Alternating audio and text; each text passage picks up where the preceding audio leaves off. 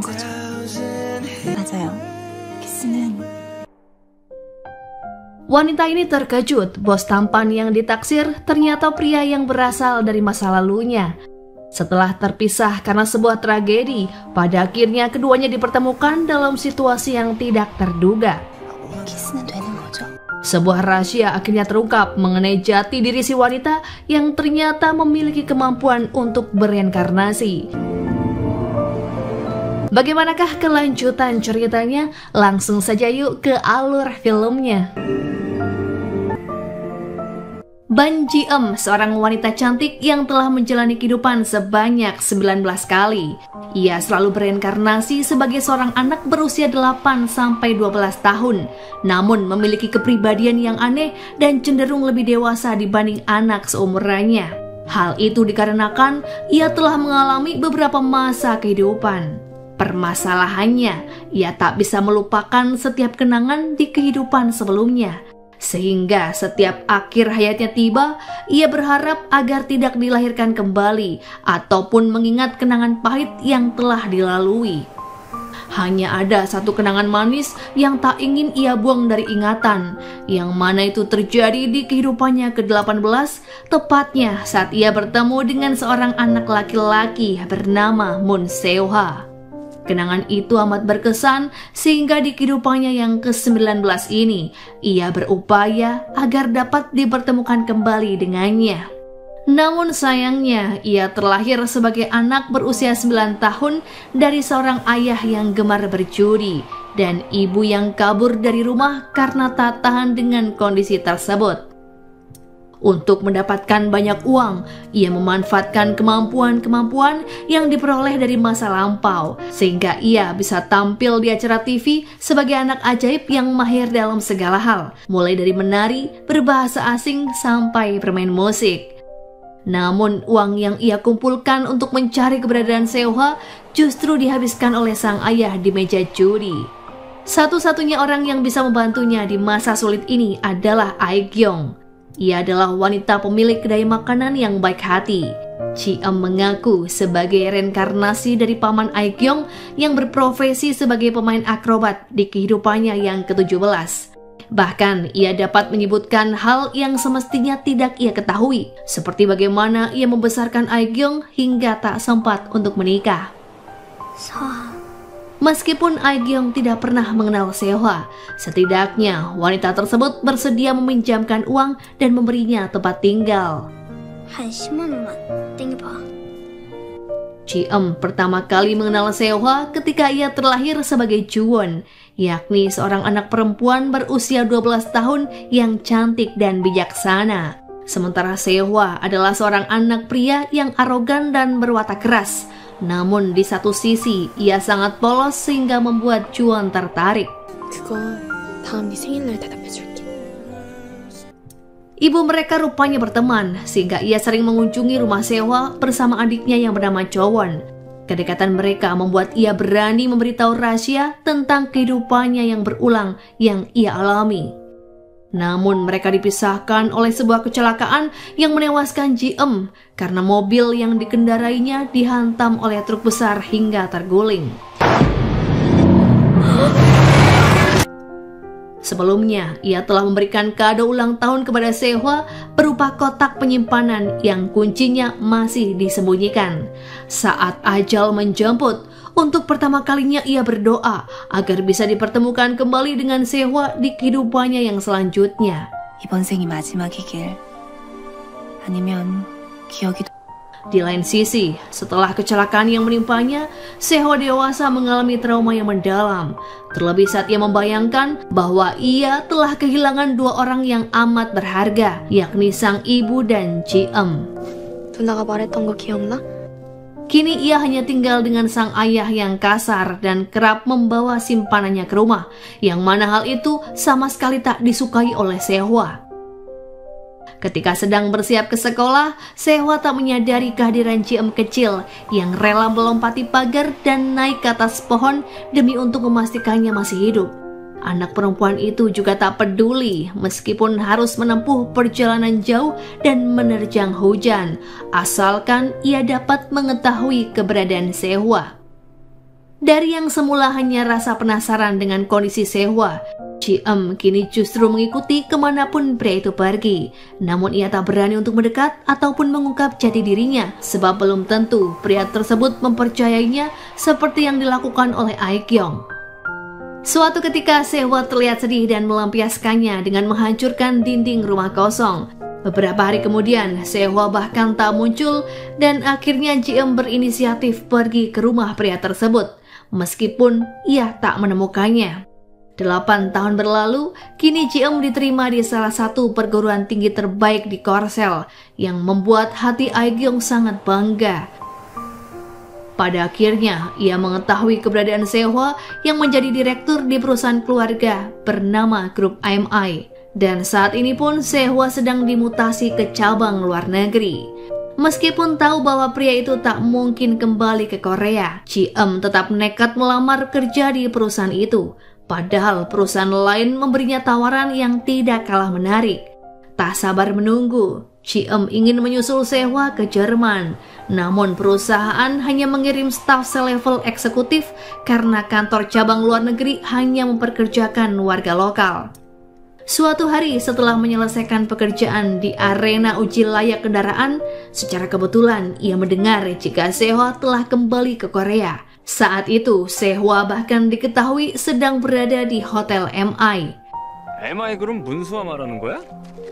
Tanpa pikir panjang, Ji-eum bergegas ke sana dan berhenti di depan akuarium besar.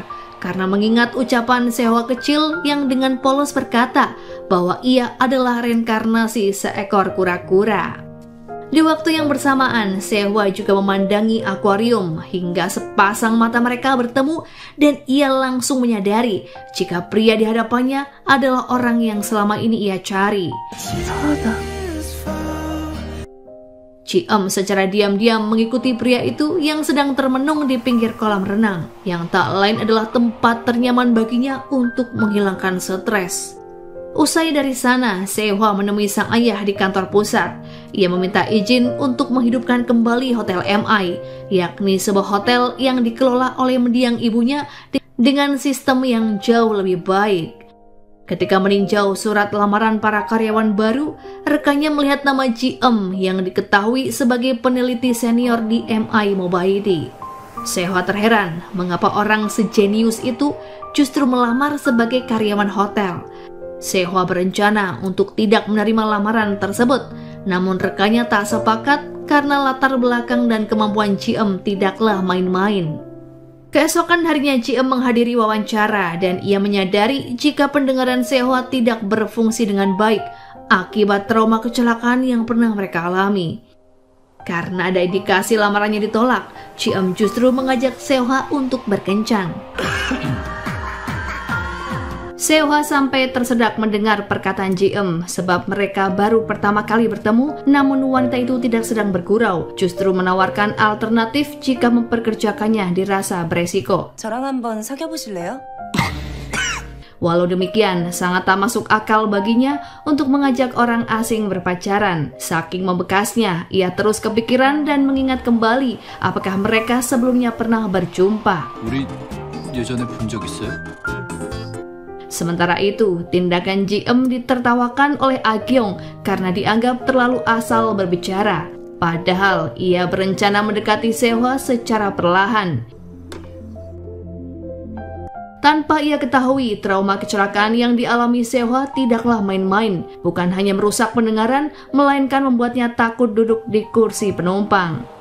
Keesokan harinya Sehwa mengalami serangan panik saat berada di keramaian hingga membuatnya terhuyung-huyung. Ji-eum yang kebetulan berada di sekitar lokasi segera menariknya menjauh agar kondisi itu tidak semakin buruk. Apalagi ia tahu pasti jika pria tersebut teringat akan trauma masa lalu ketika sebuah mobil melaju ke arahnya. Ia bisa memahami situasi karena pernah mengalami hal yang serupa saat harus bertahan seorang diri di masa perang pada kehidupan ke-10. 혼자만 살아남게 됐던 적이 있어. Tanpa sadar, ia menceritakan sesuatu yang membingungkan sehingga Sehwa menganggapnya sebagai karangan belaka. Namun ia berdalih mendapatkan cerita tersebut dari sebuah buku yang belum diterbitkan. 책에서 본 건데 Seo-ha kembali dibuat terkejut setelah di tengah pembicaraan, Ji-eum justru mengajaknya menikah. Kalimat itu sebenarnya pernah diucapkan oleh Seo-ha kecil, sehingga ia berusaha memberikan petunjuk untuk membuat pria itu teringat. 결혼하자. Di hari berikutnya, Ji-eum berniat membujuk Seo-ha untuk menerima lamaran pekerjaannya. Namun ia justru bertemu dengan Ji-seok yang tak lain adalah teman Chowon sekaligus orang yang pernah menawarnya pekerjaan di perusahaan Daewon, yang mana perusahaan itu adalah pesaing MI Mobility. Ketika Seo muncul, pria itu memarahinya karena mengabaikan Chowon. Tak hanya itu, ia juga mengolok rencananya untuk mengelola hotel IMI yang hampir bangkrut. 사람 말하는데 나 반지. Belum sempat melanjutkan kata-kata pedasnya, Ji-eum berhasil menghadang dengan ancaman disertai tarian yang mana membuat Seo-ha terkejut sekaligus merasa heran. Beberapa saat setelah Ji-eum masuk ke ruangan kerja Seo-ha, Chowon datang untuk memberi salam karena mereka lama tak bertemu. 잘 지냈어요? Ji-eum masih mengingat kebersamaan mereka ketika masih kecil dan menjadi salah satu kenangan manis yang tersimpan rapi. Namun ia penasaran mengenai hubungan antara Seo-ha dan Chowon. Agar Seo-ha tak berpikir dua kali untuk menerimanya, Ji-eum memberikan konsep desain interior untuk hotel MI yang digambar dengan baik. Begitu melihatnya, Seo-ha langsung terbayang masa kejayaan hotel tersebut sewaktu dikelola oleh mendiang ibunya. Keesokan harinya, Seo-ha menindak tegas seorang pria mabuk yang membuat keributan di hotel dengan memasukkannya ke dalam daftar hitam. Terlebih, pria itu mencoba menggoda Ji-eum sehingga ia membelanya. 적당히 하시지. Dalam hati, wanita tersebut diam-diam tersanjung oleh perlakuan Seo-ha terhadapnya. Ternyata pria yang menyebabkan kekacauan tadi adalah anak dari pimpinan hotel sekaligus simpanan ayah Seo-ha yang bernama Nyonya Jang. Kehadiran Seo-ha merupakan sebuah ancaman bagi Nyonya Jang karena ia akan merubah seluruh sistem dan aturan yang ada di sana menjadi lebih ideal. Tekadnya untuk memperbaiki pelayanan secara keseluruhan sangatlah kuat karena ia ingin mengembalikan reputasi baik dari hotel tersebut. 네, 차차 배워 가야죠. Semua orang dalam tim diberi tugas masing-masing, kecuali Ji-eum yang hanya diminta untuk membantu anggota lain. Sebab sulit bagi Seo-ha untuk menempatkannya di posisi tertentu, mengingat ia memiliki banyak bakat. 제 업무를 건너뛰셨는데요. Bukannya marah karena diperlakukan demikian, ia justru klepek-klepek oleh sifat ketus Seo-ha yang belum berubah. Sementara itu, Chowon ingin melamar sebagai vendor di landscape hotel MI, namun menggunakan nama yang berbeda. Sebab jika Seo-ha mengetahuinya, lamaran itu pasti akan langsung ditolak, sehingga ia menitipkan portofolio yang dibuatnya kepada Ji-eum. 저 부탁 하나만 들어주세요. Ia diperkoki oleh Do-hyun yang tak lain adalah sekretaris Seo-ha ketika memasukkan dokumen tersebut secara diam-diam. Do-hyun mencurigai jika Ji-eum adalah mata-mata yang dikirim oleh MI Mobility untuk melakukan pendekatan terhadap Seo-ha. 솔직히 좀 걱정이 되네요. Setengah dari ucapan itu rupanya ada benarnya, namun ia pastikan tak akan melukai ataupun merugikan Seo-ha. Tanpa disadari, saat keduanya tengah berbincang dalam jarak dekat, Seo-ha memperhatikan dari ruangannya. Baru pertama kali ia bertemu dengan wanita aneh dan mencurigakan. Bahkan setiap perkataannya pun memiliki maksud yang tersembunyi. 아니 이렇게 이상하고 수상한 여자는 처음 보는 것 같아. Dalam kondisi yang seperti ini, ia akan menenggelamkan diri di kolam renang untuk menjernihkan pikiran. Tiba-tiba, sepotong demi sepotong ingatan tersusun rapi dan tergambar jelas bahwa ternyata keduanya memang pernah bertemu. Tepatnya beberapa tahun yang lalu, Ji-eum kecil melakukan pendekatan yang sama kepadanya. 결혼하자. 결혼하자. Di lain sisi, Ji-eum menyetir mobil bagaikan pembalap begitu mendapat telepon dari Seo-ha yang mengaku telah mengingat semuanya. 나 기억난 것 같은데. 네? Pria itu pun menyerahkan sapu tangan yang dulu digunakan untuk membalut tangannya yang berdarah akibat menghancurkan dinding di rumah kosong. Bahkan Seo-ha masih ingat ketika mereka berlari dari kejaran kuli bangunan hingga tersengal-sengal. Saat sedang beristirahat di taman itulah, Ji-eum mengajaknya untuk menikah. yang mana terdengar konyol baginya seorang anak kecil mengatakan hal yang tidak sesuai umurnya. 첫사랑이에요. Sehwa adalah cinta pertamanya, sehingga wajar bila ia ingin menikah dengan pria tersebut. 이제 나랑 결혼해줘요. Meski awalnya merasa aneh, tanpa disadari Sehwa mulai tertarik dengan kepribadiannya. Sementara itu, ayah Sehwa membiarkan anaknya berkecimpung di hotel untuk sementara waktu sebelum dipindahkan ke kantor pusat. Namun, Nyonya Jang tak bisa menerimanya karena untuk sampai di posisinya saat ini butuh perjuangan yang tidaklah sebentar. Pada akhirnya, ayah Sehwa harus turun tangan dan meminta Do-hyun untuk mengurus serta mengawasi setiap keputusan yang dibuat oleh sang anak. Ia menolak imbalan yang diberikan sehingga ayah Sehwa hanya dapat tersenyum kecut. 하기 싫다는 뜻이냐? Keesokan harinya Ji-eum dimintai bantuan untuk mengantar Sehwa ke suatu tempat yang ternyata tempat itu adalah makam Ju-won.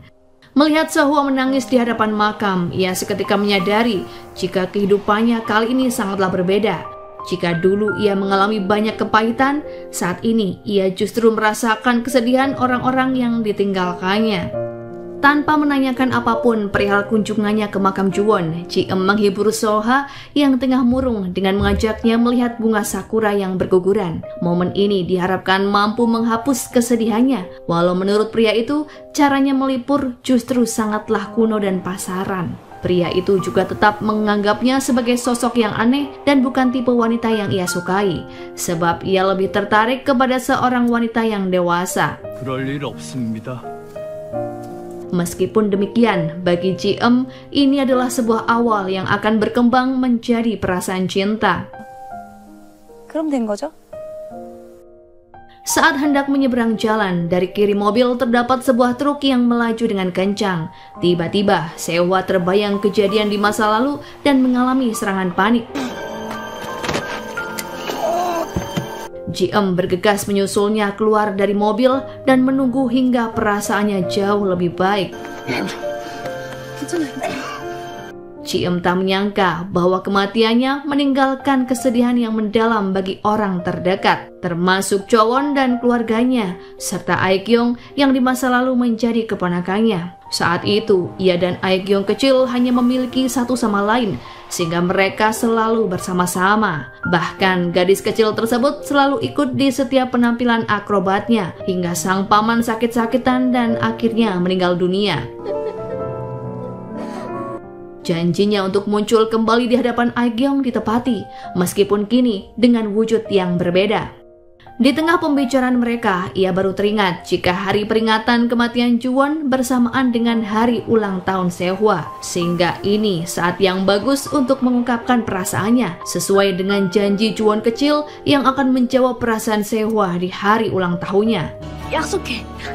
알았어. 약속할게.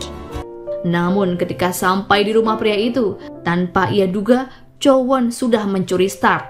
Sehwa sendiri menolak semua bentuk perhatian yang diberikan Chowon karena ia menganggap bahwa sakit yang mereka rasakan akibat kehilangan Ju-won berbeda. 도대체 몇 번을 말해야 되는 건데? Tanpa wanita itu ketahui, ia selalu memainkan piano dengan lagu yang diciptakan oleh Ju-won di masa lalu saat merindukan seseorang. Ia selalu teringat akan kematian gadis itu yang mana menyisakan rasa perih, sehingga ia pun menyuruh Chowon untuk meninggalkan rumahnya. Namun di depan pintu ia bertemu dengan Ji-eum yang belum pergi, sehingga ia memberikan kue ulang tahun yang dibuat Sehwa kepadanya. Tanpa basa-basi, Ji-eum menyimpulkan jika Chowon menyukai Sehwa, sehingga mereka akan menjadi saingan. 혹시 문서화 전무님 좋아하세요? Saat tiba di rumah, ia menyesali mengapa harus bereinkarnasi terlalu cepat. Biasanya, ia tak akan langsung hidup lagi setelah mengalami kematian, sehingga ini mungkin kesempatan baginya untuk memperbaiki masa lalu. 환생텀 짧으면 이게 문제다. Keesokan harinya, lamaran Chowon untuk menjadi vendor landscape di Hotel Sehwa diterima, dan esok hari akan dijadwalkan untuk rapat. Ia senang bukan main karena ini menjadi langkah yang bagus untuk mendekati Sehwa yang selalu menghindarinya. 근데 왜 초원 씨를 안 밝히고? Sementara itu, Sehwa terkendala dana untuk renovasi hotel, namun tak mau meminta bantuan sang ayah. Sehingga ia pun berkonsultasi kepada seorang kerabat yang tak lain adalah paman Sang Hyuk, yang kemudian mempertemukannya dengan para investor. 이번에 귀국해서 MI 호텔 전무로 갔어요. Ketika hendak menyusul Sehwa, secara tak sengaja, Do-hyun bertemu dengan Jisuk yang mengejeknya habis-habisan. Di saat ia pasrah dengan semua ejekan itu, Sehwa muncul dan membelanya. Namun ia berusaha menghentikannya, begitu pria tersebut hendak memukul Jisuk.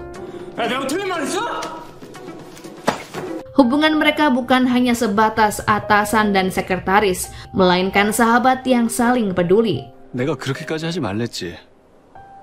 Keesokan harinya, Sehwa melihat bunga di lobi hotel telah diganti, sehingga ia menanyakan kepada Ji-eum yang ternyata ia tak tahu menau. Padahal ia juga membawa bunga yang sama dari rumah, yakni bunga gladiol yang cukup langka dan disukai oleh orang yang dicintainya. Di tengah perbincangan itu, Chowon memasuki ruangan dan membuat Sehwa heran karena ia memperkenalkan diri sebagai vendor landscape yang akan mengikuti rapat hari ini. Karena Sehwa merasa tak nyaman dengan kehadirannya, ia pun keluar sembari menahan tangis. Merasa iba, Ji-eum mengejarnya dan ia baru tahu jika Chowon amat memperdulikan Sehwa sebab ia hanya ingin membantunya untuk memajukan hotel kembali. 마음 안 쓰셔도 돼요. Demi menghiburnya, Ji-eum mengajak Chowon makan malam sepulang dari kantor. Ia sangat merindukan wanita itu karena kebersamaan mereka saat ia masih hidup sebagai Chowon sangatlah berarti. Dari pertemuan itu, ia tahu bahwa ternyata selama ini dirinya salah kira karena pria yang disukai oleh Chowon bukanlah Sehwa, melainkan Do-hyun. Dengan bergetar, Chowon menceritakan betapa bangga dirinya memiliki kakak seperti Chowon, sebab Chowon selalu mengajarinya banyak hal, termasuk menjadi wanita yang pemberani. 우리 언니예요. Di saat perjalanan pulang, ia tidur di pangkuan Ji-eum dan merasakan tangan wanita itu membelainya dengan lembut. Sementara itu, Sehwa merasa tak enak atas perlakuannya kepada Chowon, sehingga ia menelpon Do-hyun. Namun, pria itu sedang memperingati kematian ayahnya bersama sang adik. Ia teringat di pertemuan mereka pertama ketika masih SMA, yang mana Sehwa meminta tolong untuk memberikan payung pada Chowon yang menunggunya di depan sekolah. 연주중학교 교복 입은 애가 교문 Tanpa disangka, momen itu menjadi awal Chowon jatuh cinta kepadanya. Pada akhirnya Sehwa memberanikan diri untuk pergi ke rumah Chowon. Namun karena ketukan pintu tidak mendapatkan jawaban, ia pun segera pergi. Tanpa diduga, sesaat kemudian wanita yang ia tunggu tiba bersama Ji-eum. Ji-eum sebenarnya ingin meninggalkan Chowon yang dalam keadaan mabuk di depan rumah karena ia enggan bertemu dengan orang tuanya. Namun ketika melihat ibunya, ia tiba-tiba berhayal jika beliau mengenalinya sebagai Chowon. 난 너 계속 기다렸어. Tanpa ia sadari, momen itu dilihat oleh Sehwa yang dengan penuh keheranan menghampirinya. Kaget dengan tepukan di pundaknya, secara spontan Ji-eum memanggil Sehwa dengan nama belakangnya.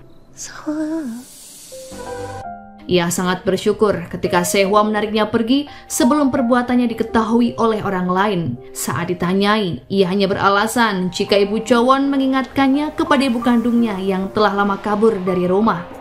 초원 씨네 어머님 뵙고 Setelah cukup sering menghabiskan waktu bersama, Sehwa menyimpulkan jika Ji-eum seperti buku cerita kuno. Setiap kalimat yang keluar dari mulutnya seolah adalah dongeng di masa lampau. Tanpa disadari, ia mulai tertarik kepada wanita tersebut karena jantungnya berdegup kencang ketika berada di dekatnya. Kata-kata yang diutarakan wanita itu pun selalu terngiang-ngiang di pikirannya. Pulang dari sana, seperti biasa, Ji-eum menceritakan pengalamannya yang bertemu dengan ibu Juwon kepada Aek-yong. Wanita tersebut selalu mendengarkan dengan seksama, bahkan berusaha untuk menghiburnya. Sebab bagaimanapun, pertemuan tersebut pasti menyisakan haru baginya. Ia juga berencana untuk mendekati Sehwa sebagai Ji-eum agar pria itu dapat lekas melupakan Juwon. Namun butuh usaha keras bagi Ji-eum untuk mewujudkannya karena yang tidak ia tahu Sehwa takut jatuh cinta kepadanya. Setiap kali melihat wanita itu, Sehwa teringat kepada sosok Juwon. Padahal menurut Do-hyun, wanita tersebut memberikan warna baru bagi hidupnya. Hanya kepada Do-hyun lah ia senantiasa berbagi cerita, apalagi ia disambut dengan baik ketika akan menginap di rumahnya. Adik Do-hyun yang bernama Do-jin juga selalu bersikap hangat sehingga membuatnya merasa nyaman. 아까 말을 하지. Untuk menebus kesalahan, Sehwa mengajak Do-yoon untuk meninjau portofolio Chowon di kebun bunga miliknya, sekaligus ingin memberitahu jika lamarannya diterima. Tanpa disangka, Ji-eum menyusul mereka berdua untuk menggantikan karyawan lain. Ketika sedang berdua dengan Ji-eum, Chowon samar-samar teringat momen semalam. Ia heran mengapa diturunkan di rumah orang tuanya, padahal selama ini meskipun mabuk berat sekalipun, ia selalu pulang ke rumahnya sendiri. 본가로 데려다 달라고 하던가요? Saking gugupnya, Ji-eum sampai memecahkan cangkir di meja karena Chowon merasa bahwa mereka pernah bertemu sebelumnya. Mendengar suara itu, Sehwa segera membantu membereskannya, yang mana membuatnya kian tersanjung. 자상하시네요. Saat Chowon mengajak Do-yoon duduk untuk minum teh, Sehwa yang langsung memahami situasi memilih untuk keluar ruangan. Membiarkan mereka berduaan, ia justru terperangkap bersama Ji-eum yang gigih untuk mengajaknya berpacaran. 사귀자고 고백할게요. Tak kalah dari Ji-eum, Chowon juga mengajak Do-yoon untuk melakukan kencan buta. Namun tanpa alasan yang jelas, pria itu menolaknya. 거절하겠습니다. Begitu kembali dari kantor, Sehwa dikejutkan dengan hadirnya Chan Hyuk yang tak lain adalah anak dari Nyonya Jang yang selalu mencari gara-gara. Menurut peraturan hotel, pria itu seharusnya tidak diperbolehkan masuk, namun karena ia adalah anak pimpinan, tentu saja ia bisa berlaku seenaknya. Sehingga tanpa ragu, ia mengusir pria tersebut keluar dari hotel. Ia lantas menemui Nyonya Jang dan mengadukan semuanya, namun tak disambut dengan baik. 여기까지 와서 특이하다고 말해주는 게 더 특이한. Curiga jika selama ini anggaran hotel diselewengkan, Sehwa ingin mengecek laporan anggaran selama 3 tahun terakhir. Dengan mengendap-endap, Do-yoon mencarikannya di ruangan penyimpanan berkas. Saat perjalanan pulang setelah lembur di kantor, Sehwa melihat Ji-eum berlari karena dikejar oleh seorang pria. Ia bergegas mengikuti dan mencegah pria itu yang akan berbuat kurang ajar kepada Ji-eum. Naasnya, ia justru kena pukul sehingga Ji-eum membalas perbuatan pria itu hingga ia menyerah dan kabur. Dari situlah ia mengetahui bahwa pria tersebut adalah saudara Ji-eum yang bernama Donggu, yang mana pria itu sedang mengalami kesulitan uang. Ji-eum sebenarnya kasihan, namun ia telah memutus hubungan mereka sebagai saudara.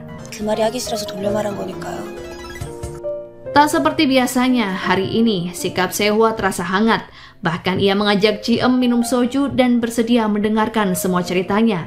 Tanpa diduga, wanita itu ternyata kuat minum, sementara dirinya justru mabuk dan berhalusinasi bahwa wanita di hadapannya adalah Chowon. Sembari terpejam, ia menceritakan pengalamannya melalui kecelakaan mobil yang hingga kini membuatnya trauma. 그 뒤론 사람이랑 다툼만 해도 Alih-alih kerepotan mengurus Sehwa yang mabuk berat, Ji-eum justru merasa senang. Karena tak kuat menggendongnya lama-lama, ia pun meminjam gerobak pada pemulung dan menarik Sehwa dengan sukarela. Namun pada akhirnya, ia meminta bantuan pada Chowon untuk mengantar pria itu pulang. Karena di tengah perjalanan, tubuhnya terjatuh dari gerobak. Dari situlah Chowon baru tahu jika Sehwa memiliki trauma yang masih membekas hingga saat ini, sehingga pria itu tak bisa duduk di kursi belakang. Bahkan saat Ji-eum menidurkannya di kasur, Sehwa justru terbayang saat di mana tubuhnya tertindih oleh tubuh Chowon yang telah meninggal dunia. Tanpa sadar, ia menarik tangan Ji-eum yang beranjak dari kasur, karena teringat betapa sulitnya ia merelakan kepergian Chowon. Chowon yang juga berada di kamar Sehwa melihat betapa pria itu belum benar-benar sembuh dari traumanya. Di saat yang bersamaan, bayangan masa kecil di mana ia sangat membenci Sehwa kembali terulang. Dengan perasaan hancur, ia hanya bisa menangis terseduh karena merasa bersalah pernah begitu membenci Sehwa. Di lain sisi, Ji-eum menemukan barang pemberian Chowon untuk Sehwa. Ia tak menyangka jika pria itu masih menyimpannya setelah beberapa tahun berlalu. Melihat hal itu, Ji-eum hanya bisa menangis dan meminta maaf pada Sehwa. Sementara itu, orang yang berkaitan dengan Chowon di masa lalu kini kembali muncul dan saat ini datang ke kedai Bibi Aegyeong. Bersamaan dengan kedatangan pria tersebut, Ji-eum kembali bermimpi buruk tentang kehidupannya di zaman Joseon. Mimpi itu terus terulang dan sering ia ceritakan pada bibinya. Bagi GM, Bibi Agyeong adalah orang yang paling penting di kehidupannya setelah Sohwa. Meskipun ia tak tahu jika wanita itu saat ini sedang menderita penyakit yang cukup parah. Keesokan harinya Do-hyun mendapati rumah Seon-ha dalam keadaan berantakan dengan TV yang menyala sangat keras. Do-hyun yang panik mencari keberadaan Seo-hwa yang ternyata sedang berada di kamar dengan luka di tangannya. 너 손은 왜 이래? 괜찮아?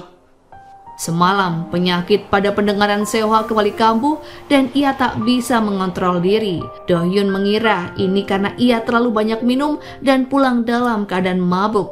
Ia kemudian menelpon Chowon untuk mencari tahu dengan siapakah atasannya minum semalam. 이럴 정도로 술 마신 건데요. Di malam harinya Chowon datang ke rumah Seo-hwa karena merasa sangat khawatir. Namun ia tak menemukan keberadaan Seo-hwa dan justru menemukan pria itu terapung di kolam renang. Chowon mengira jika Seo-hwa meninggal karena tenggelam atau bundir. Ia pun hanya bisa menangis meskipun akhirnya sedikit lega karena ternyata Seo-hwa masih hidup. Di kamarnya, Seo-hwa justru mengaku pada Do-hyun jika ia mulai menyukai GM. Entah apa alasannya, namun ia merasa wanita itu sangat mirip dengan Ju-won. Dan ia pun merasa sangat nyaman jika berada di dekatnya. 나도 이게 뭔지 모르겠다. Sesuai ajakan Do-hyun, Chowon, Seo-hwa dan GM berlibur ke pantai bersama. Hal ini bertujuan agar Seo-hwa dan GM semakin dekat karena Do-hyun sudah tahu jika atasannya itu menyimpan rasa terhadap GM. Namun di sana, Seo-hwa masih saja bersikap dingin meskipun GM semakin agresif untuk mengungkapkan perasaannya. 저랑 사귀실래요? Wanita itu bahkan dengan berani mengajak Seo-hwa untuk menari bersama dan tanpa sengaja dilihat oleh Do-hyun dan Chowon. Di malam harinya, Chowon mengajak untuk menginap bersama di villa miliknya yang dulu adalah rumah dari keluarga Ju-won. Hal ini jelas membuat GM senang karena ia bisa kembali mengingat masa lalu ketika menjadi kakak Chowon. Di waktu yang bersamaan, Chowon salah paham karena melihat GM yang berlagak mirip dengan kakaknya. Ia bahkan tahu semua hal yang berkaitan dengan GM, termasuk boneka yang sering mereka gunakan saat bermain petak umpet. Dengan nada marah, ia menginterogasi wanita itu dan memintanya untuk mengaku siapakah ia yang sebenarnya. 씨가 그걸 어떻게 알아요? Namun GM tetap tak mau mengaku dan memilih terus beralibi. Di lain sisi, Bibi Agyeong kembali kedatangan pria misterius yang mengaku sebagai pencari pekerja paruh waktu. Sayangnya, belum sempat memperkenalkan diri, Bibi Agyeong justru mengalami kolaps hingga pingsan dan dibawa ke rumah sakit. Di rumah sakit, Bibi Agyeong sudah sadarkan diri dan masih ditunggui oleh pria misterius yang tadi menolongnya. Ia meminta agar pria itu merahasiakan tentang penyakitnya dari siapapun, termasuk kepada GM. Ia tak ingin anak angkatnya itu merasa khawatir mengingat hidup wanita itu sudah penuh dengan penderitaan. Keesokan harinya, pria yang mengaku bernama Kim Min-gi itu pun mulai aktif bekerja di kedai Bibi Agyeong. 열심히 하겠습니다. Ia bahkan sudah dianggap seperti bagian dari saudara, meskipun tujuan dari pria itu sebenarnya adalah untuk memata-matai GM. Di lain sisi, ayah Seo-hwa mempertanyakan keputusan mereka menerima GM sebagai karyawan Hotel MI karena ia lebih cenderung ke urusan teknik. Namun Do-hyun merasa tak ada yang salah dengan hal itu, sehingga ia hanya terdiam ketika pria tersebut memintanya agar mengusirnya secara perlahan. Ia mulai berani melawan beliau dengan tidak menerima uang yang diberikan. Saat di kantor MI, Seo-hwa menemui ibu tirinya untuk mengkonfirmasi soal anggaran keuangan hotel selama 3 tahun terakhir. Di bawah kepemimpinan ibu tirinya, ia mencium adanya laju keuangan yang tidak wajar sehingga harus terus diselidiki. 돈 쓴 티가 안 나세요. Karena merasa dicurigai, wanita itu sangat tersinggung dan marah. Ia bahkan sampai akan menampar Seo-hwa dan dihalangi oleh GM yang kebetulan ada di sana. Beruntungnya, pertikaian itu tak berbuntut panjang karena ibu tiri Seo-hwa dibawa pergi oleh salah satu orang kepercayaannya. Mereka kemudian membicarakan soal anggaran yang memang berjalan tidak wajar di perusahaan MI. Pria itu sepertinya berpihak pada ibu tiri Ji-eum karena ia berjanji akan membantunya untuk merebut kursi direksi utama di MI. 본사? Di malam itu, rentenir datang ke rumah kakak Ji-eum untuk menagih hutang. Karena terus berkelit, mereka menghajar pria tukang judi itu sampai babak belur. Berniat melindungi diri, pria itu mengaku jika adiknya yang akan membayari hutang karena saat ini sudah bekerja di perusahaan MI. Ia juga mengaku jika adiknya berpacaran dengan orang yang bekerja di kantor itu dan bisa dimanfaatkan. Rentenir tersebut kemudian datang ke gedung MI yang kebetulan ada Sehwa di pinggir jalan. Tanpa berpikir panjang, mereka langsung mengajak Sehwa ke gedung kosong untuk bernegosiasi. Namun karena merasa tak mengenal kakak Ji-eum, ia tak mau bertanggung jawab. 소용없습니다. Ia bahkan mengatakan jika itu sistem penagihan ilegal. Mereka kemudian terlibat perkelahian di mana Sehwa terlihat enteng menghajar segerombolan rentenir satu persatu. Saat hanya tersisa ketuanya saja, ia dibantu oleh Dojin yang sejak tadi mengikuti mereka. Beberapa saat kemudian, Ji-eum datang dengan membawa sirine polisi yang membuat si rentenir dan kakaknya lari kocar-kacir. Ia sengaja datang karena mendapat pesan jika Sehwa disandra oleh rentenir yang tengah mencari kakaknya. Setelah keadaan tenang, ia kemudian meminta maaf pada Sehwa dan berjanji akan membereskan masalah ini. Namun Sehwa memaksa untuk mengurus semua hingga mereka pun berdebat dan Dojin kira keduanya malah berpacaran. Dojin lalu memperkenalkan diri sebagai adik Sehwa hingga keduanya saling akrab sampai makan bersama. Setelah makan itu, Ji-eum mendapat telepon dari Chowon yang mengaku jika dirinya sedang mabuk. Ia lalu datang ke kedai dan melihat adiknya begitu berantakan. 있었어요? Di hadapan Ji-eum, Chowon menumpahkan kekesalannya. Ia kecewa mengapa Ji-eum tega memanfaatkan mendiang kakaknya untuk mendapatkan simpati dari Sehwa dan dirinya. Ia juga mengaku jika setelah bertemu dengan Ji-eum, kenangan dengan mendiang sang kakak terus saja terulang. Hal itu pun membuatnya sangat sakit dan hancur. Chowon kemudian pergi dari kedai itu yang tak lama disusul oleh Ji-eum. Tak tega melihat adiknya terus menangis, wanita itu kemudian mengaku jika sebenarnya ia adalah reinkarnasi dari Ju-won. 언니 봐봐. Selama ini, ia mengingat semua kenangan di kehidupannya dulu, termasuk kenangan bersama Chowon. Meskipun reinkarnasi itu ada, namun Chowon tak terlalu mempercayai jika orang yang ada di hadapannya kali ini adalah kakaknya. Ia malah menganggap jika Ji-eum hanya mempermainkannya dengan mengaku sebagai Ju-won. 반지음 씨 또 연기하는 거예요? Namun sekali lagi, Ji-eum tetap berusaha meyakinkan adiknya dengan membuktikan apa yang ia ketahui, termasuk tanda kelahiran hingga cerita-cerita random saat Chowon masih bayi. Ji-eum juga mengaku jika dirinya sangat merindukan orang tuanya dan selalu ingin bertemu dengan mereka. 본가에 여러 번 갔었어요. Di lain sisi, keputusan Ji-eum justru disalahkan oleh Bibi Aek-yong. Ia takut jika rahasia itu sampai ke orang tua Chowon dan berdampak buruk padanya.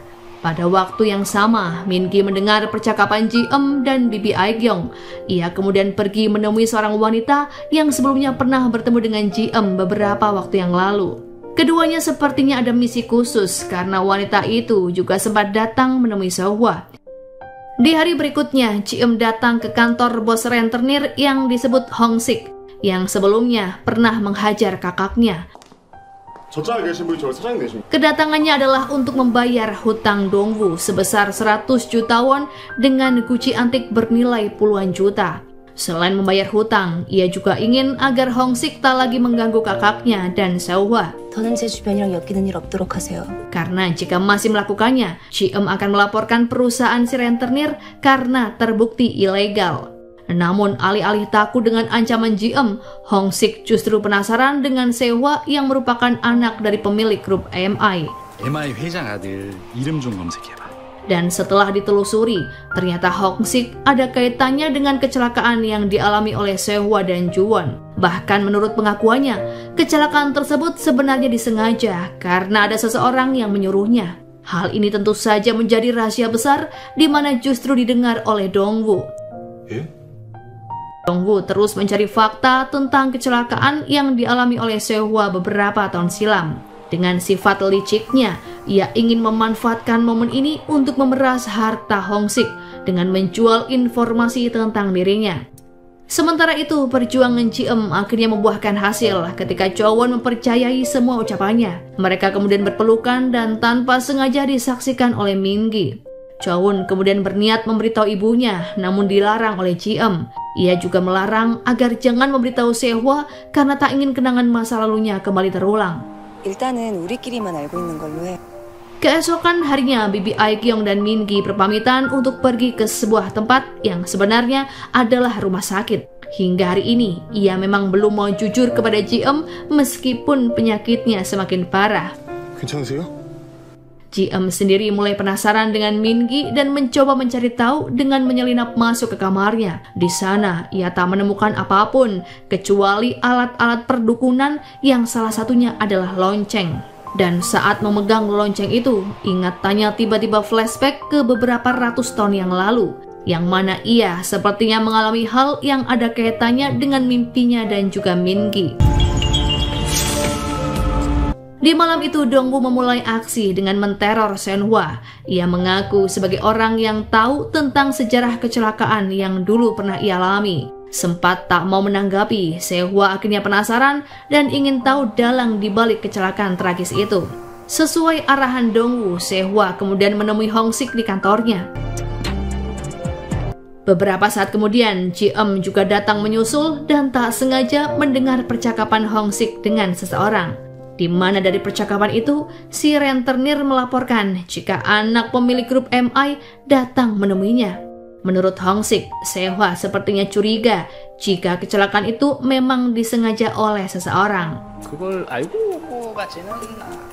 Mendengar hal tersebut, Ji-eum lalu sadar jika dulu ia memang sengaja dihabisi oleh seseorang yang sebenarnya ingin mengincar Sehwa. Sedangkan sebelum itu, Sehwa sudah mengancam Hong-sik untuk mengaku siapakah dalang di balik kecelakaan yang dialaminya. Hong-sik hanya diberi waktu selama sepekan untuk mengakui sebelum Sehwa bertindak lebih kepadanya. 그때 그 교통사고. Saat di perjalanan pulang, ia kembali mendapat pesan misterius yang memberitahu jika Do-yeon adalah anak dari sopir pribadinya. Yang mana pada kecelakaan naas itu, supir pribadinya juga turut menjadi korban hingga akhirnya tak terselamatkan. Sialnya, Do-yeon sudah mengetahui semua itu namun sengaja menyembunyikannya dari Sehwa.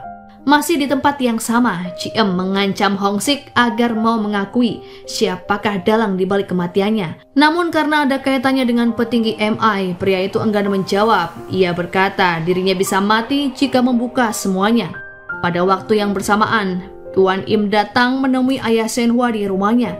Saat itu juga ada ibu tiri Sehwa yang sedang membujuk petinggi MI agar mau merekrut putranya dengan jabatan tinggi. 이제 진짜 정신 차리고 열심히 한다니까요. Namun ia sepertinya kurang beruntung karena ayah Sehwa justru lebih antusias menyambut kedatangan Tuan Mi. Mereka sibuk membicarakan sesuatu yang sepertinya berkaitan dengan identitas Hong-sik dan kasus kecelakaan Sehwa. Di lain sisi, Ji-eum rupanya sudah tahu semua rahasia Hong-sik dan berniat mencari Sehwa. Namun ia tak menemukan keberadaan pria itu dan ponselnya pun mati. Ternyata Sehwa datang menemui Do-yeon yang saat itu juga sedang panik mencarinya. Mereka kemudian mengobrol berdua dan membicarakan soal alasan sekretarisnya yang tak mau jujur sedari dulu. 너 어떻게 나한테 이러냐? Namun karena terbawa emosi, Sehwa justru menyerang hingga keduanya berkelahi. Beruntungnya perkelahian itu tidak berbuntut panjang dan satu sama lain saling meminta maaf. Sehwa mengaku jika ia kecewa karena merasa tak tahu apa-apa. Sementara Do-yeon mengaku jika ia tak sengaja dan tidak bermaksud membohongi Sehwa. 순간적으로 말 안 해도 알아. Di malam itu Sehwa pulang dengan membawa banyak minuman. Setelah sampai di depan rumah, ia melihat Ji-eum sudah menunggunya. Mereka kemudian mengobrol sebentar di mana Ji-eum mengaku sangat merindukan Sehwa. 보고 싶어서요. Dari hal itulah keduanya justru berpelukan dan kenangan tentang masa kecil mereka pun kembali terulang. Meskipun belum jujur, namun sepertinya ini adalah awal dari masalah yang sebelumnya sudah disinggung oleh Min-gi. Sementara itu, teka-teki tentang siapakah sebenarnya Kim Min-gi perlahan terkuak. Ia ternyata adalah arkeolog yang menjabat sebagai profesor. Tak hanya itu, ia sepertinya juga menyimpan sebuah rahasia lain tentang kehidupannya di masa lampau. Setelah berkelahi dengan Sehwa semalam, Do-yoon pergi minum hingga mabuk berat. Karena tak bisa pulang, ia ditolong oleh Cho-won. Namun sialnya, ia malah meracau dan sempat akan mencium Cho-won. Wanita itu bahkan sampai salah tingkah meskipun si pria itu berpura-pura lupa dengan kejadian sebenarnya. 다행이네요. 그 정신이 있어서. Terbongkarnya fakta tentang kecelakaan yang dialami Sehwa membuat ayahnya meradang. Ia kemudian meminta Tuan Mi untuk mengurus Hong-sik yang saat itu masih berada di kantornya. Dengan nada mengancam, pria itu meminta agar si rentenir segera pergi ke luar negeri dan menghapus identitasnya. Namun hal itu hanyalah taktik belaka karena Hong-sik justru menyusun rencana untuk menekan petinggi MI. Ia ternyata menyimpan sebuah bukti yang akan membuat posisi ayah Sehwa kian terpojok. Di malam harinya, Cho-won diajak pergi ke rumah Bibi Aegyeong dan makan bersama. Di sana, ia sebenarnya ingin mengaku sebagai teman kerja Ji-eum. Namun, karena Bibi Aegyeong sudah tahu jika Ji-eum adalah kakaknya, ia tak lagi sungkan. Mereka bahkan langsung akrab dan sudah seperti kerabat dekat. Saat membicarakan soal reinkarnasi, Min-gi tiba-tiba datang dan sepertinya menguping pembicaraan. Namun hal itu tak terlalu diperdulikan Ji-eum karena ia terlalu fokus dengan bibi dan adiknya. Sama halnya dengan Ji-eum, Sehwa juga sedang makan malam bersama keluarga, tepatnya dengan bibinya. Berbeda dengan Ji-eum, makan malam itu terlalu kaku dan justru menyulut kemarahan Sehwa. Hal ini dikarenakan karena bibinya dengan sengaja menyinggung perihal Nyonya Jang. Saat keluar dari rumah ayahnya, Sehwa mendapat telepon dari Dongwoo yang kembali mengancamnya. Kali ini ia meminta uang tebusan dan berjanji akan membocorkan siapakah pelaku yang sebenarnya, yang menurutnya adalah orang terdekat dari Sehwa. Sehwa yang merasa tertantang dengan hal itu merasa sangat panik dan berpikir siapakah pelaku yang sebenarnya. Ia lalu menenangkan diri di kolam sebelum akhirnya minta dijemput oleh Do-yoon. Namun karena Do-yoon saat itu sedang mengurus Cho-won yang sedang mabuk, Ji-eum yang datang menjemput Sehwa. Di sana ia terlihat sangat kacau dengan badan yang basah kuyup. 고생했어요. Ji-eum yang tahu apa yang sedang dirasakan oleh Sehwa mencoba menenangkan pria itu. Dan di waktu yang bersamaan, Sehwa malah mencium Ji-eum yang membuat wanita itu salah tingkah. Alih-alih canggung, keduanya malah kembali berciuman untuk kedua kalinya. Karena malam sudah terlalu larut, Ji-eum lalu mengajak Sehwa untuk pulang ke rumah. Di sana ia memasak banyak menu masakan saat Sehwa masih kecil. Ia berharap pria itu mengingat kenangan saat di kehidupan sebelumnya. 같기도 하고. Setelah makan, Ji-eum menemukan kelopak bunga sakura yang disimpan Sehwa dalam sebuah buku. Rupanya, kelopak bunga itu sengaja disimpan agar Sehwa merasa tenang di saat ia merasa terpuruk karena masa lalunya. Ji-eum meminta Sehwa melakukannya saat mereka mengunjungi makam mendiang Ju-won beberapa waktu yang lalu. Ji-eum lalu kabur ke kamar dan memeluk Sehwa serta memintanya agar pria itu mau menjadi pacarnya. 전무님, Di saat itu, Sehwa juga mengakui jika dirinya menyukai Ji-eum, namun belum bisa berpacaran untuk saat ini. Ia meminta agar Ji-eum menunggunya dan mereka pun berpelukan. Saat akan kembali berciuman, tiba-tiba Dongwoo menelpon Sehwa. Dari situlah Ji-eum tahu jika kakaknya sedang berusaha memeras Sehwa. Ia kemudian datang menemui sang kakak dan memintanya agar pria tukang judi itu jangan lagi mengganggu orang terdekatnya. 내가 더 이상 얼씬거리지 말라고 분명히 경고했잖아. Saat di rumah, Sehwa masih kepikiran tentang siapakah dalang di balik kecelakaan yang ia alami bersama Ju-won dan supir pribadinya. Ia juga sudah bercerita kepada Do-yoon saat mereka mengunjungi makam ayah Do-yoon beberapa waktu lalu. Di sana, Do-yoon berjanji akan mengawal Sehwa dalam mengungkap kasus ini. Penyakit yang diderita oleh Bibi Aegyeong semakin parah hingga membuatnya sering merasa kesakitan. Sayangnya, ia belum mau jujur dan meminta agar Min-ji terus merahasiakan semuanya dari Ji-eum. 일하고 자꾸 신경 쓰이게 해서 어쩐디야. Di lain sisi, Ji-eum akhirnya tahu jika Min-ji ternyata juga memiliki ingatan tentang kehidupan di masa lampau. Menurut pengakuannya, ini adalah kehidupannya yang ke-23 dan ia ingat semua hal mulai dari pertama kali kehidupannya. Ia lalu mengajak Ji-eum untuk mengingat kepingan kenangan di kehidupan pertama dengan memegang kerincing dari dukun.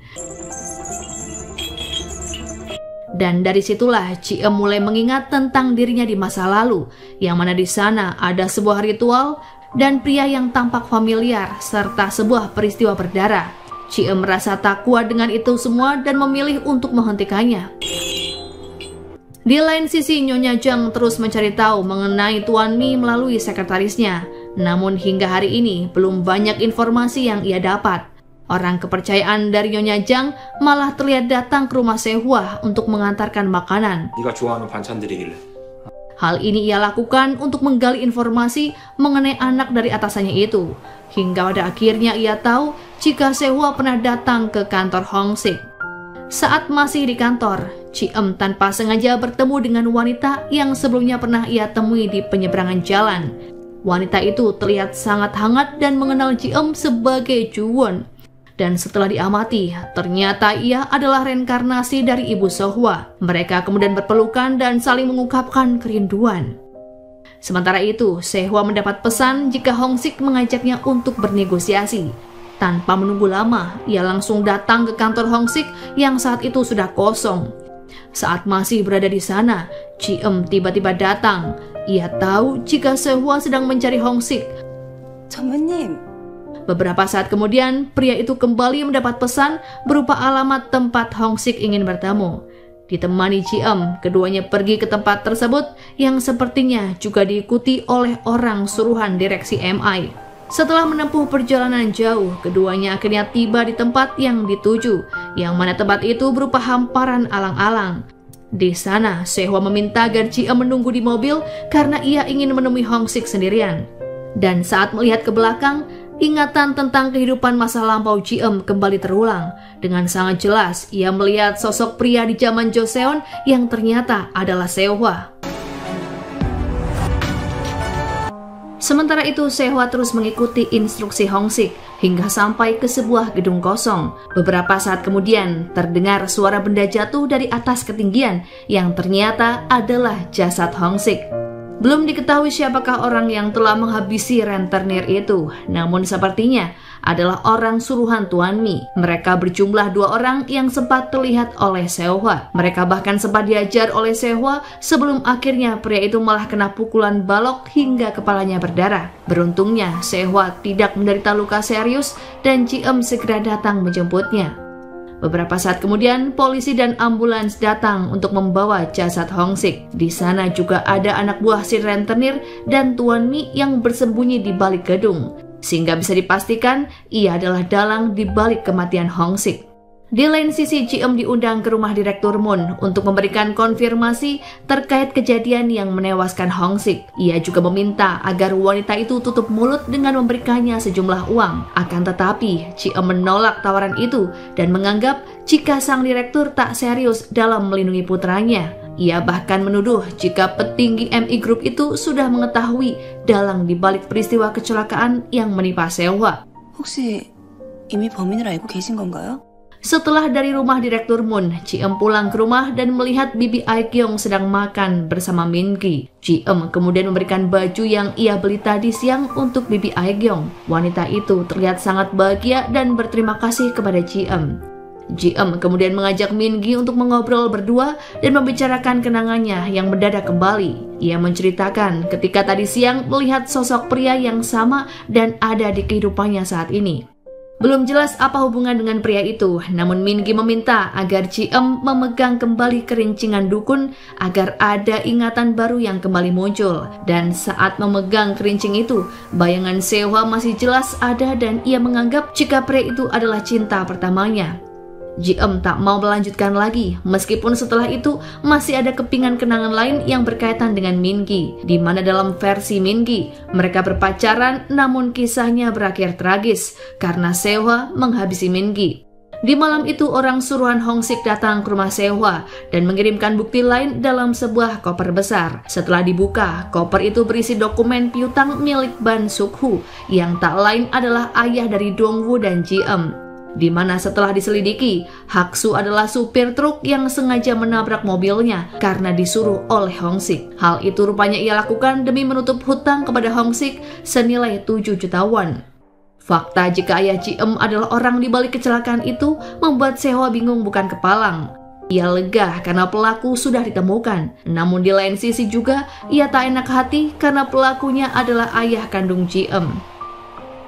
Awalnya Sehwa ingin menjaga jarak dengan Ji-eum dengan sering mengabaikannya saat di kantor. Namun setelah melihat bagaimana Hak-su memperlakukannya, ia pun menjadi sadar jika masa lalu buruk Hak-su tak ada hubungannya dengan Ji-eum. Ia justru merasa kasihan melihat perjuangan wanita itu dalam menghadapi keluarganya yang berantakan. Sehwa kemudian meminta Ji-eum tetap kuat karena ia telah melakukan hal yang terbaik. Pria itu juga mengundangnya untuk makan malam di rumahnya. 나중에 같이 퇴근해요. Sementara itu Nyonya Jang mendapat kiriman bunga dari reinkarnasi ibu Sehwa. Bunga itu seolah mengingatkan tentang adiknya yang membuat wanita itu merasa sangat ketakutan. Di rumahnya, Sehwa memasak menu spesial untuk Ji-eum yang membuat wanita itu salah tingkah. Kepada Sehwa, ia kemudian menceritakan jika orang yang datang ke kantor tadi adalah ayahnya. Namun demikian, hubungan mereka tidaklah baik. Semenjak kecil, ayah Ji-eum adalah tukang judi yang sering memukul ibunya. Ia juga kerap mengambil uang honorer manggung Ji-eum untuk berjudi. Beruntungnya, Ji-eum berhasil kabur dari belenggu pria itu dan hidup bahagia bersama bibi Aekyong, orang yang dianggap lebih daripada orang tuanya sendiri. Mendengar hal tersebut, hati Sehwa sangat tersentuh. Ia kemudian berjanji untuk menghapus peran orang tua dalam hubungan mereka. Selain itu, Sehwa juga ingin fokus hanya pada hubungan keduanya. Namun hal itu ternyata malah membuat Ji-eum merasa tak nyaman, terlebih setelah ia mengetahui bahwa sang ayah adalah pelaku tabrak lari yang menewaskan dirinya di masa lalu. Ji-eum hanya bisa memeluk Sehwa tanpa mau mengungkapkan apa-apa. 잠깐만 이렇게 있어줘요. Di malam harinya, Ji-eum menemui sang ayah di rumah mereka. Seperti biasa, pria itu selalu dalam keadaan mabuk. Ji-eum kemudian menginterogasi ayahnya terkait kasus kecelakaan. Pria itu lalu mengaku jika dulu ia diiming-imingi hutang lunas asalkan mau menuruti permintaan Hong-sik. Tanpa rasa bersalah, ia malah menganggap jika itu hanyalah kecelakaan kecil, meskipun telah menghilangkan 2 nyawa. Namun ia tak mengira jika truk yang ia kendarai mengalami blong rem hingga menabrak Sehwa. Di lain sisi, Ji-eum dan reinkarnasi ibu Sehwa sedang mencari dalang di balik peristiwa kecelakaan itu. Sesuai dengan fakta yang ada, keduanya mencurigai Nyonya Jang yang tak lain sebagai direktur utama di MI Group. Namun setelah diselidiki, Nyonya Jang bukanlah orang di balik kejadian itu, karena sangat tak mungkin jika Direktur Moon mengorbankan putranya demi menutupi keburukan Nyonya Jang. 장 대표님은 아니시군요.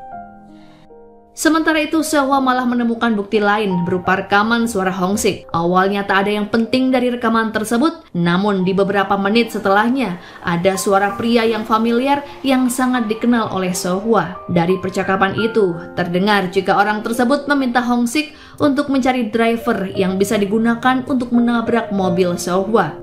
Demi melancarkan aksinya, pria itu bahkan mau membayar berkali-kali lipat dari kesepakatan awal. Dan suara familiar itu ternyata adalah paman Sehwa sendiri, orang yang selama ini selalu ada untuknya.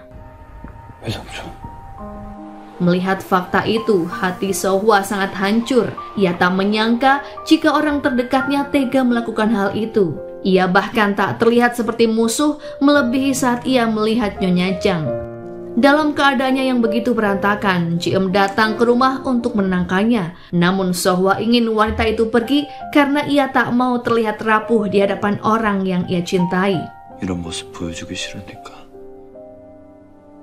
Sementara Ji-eum yang melihat Sehwa begitu terpukul, mencoba untuk menghiburnya. Ia memainkan lagu menggunakan piano. Lagu itu adalah lagu buatan mendiang Juwon yang khusus diciptakan untuk Sehwa.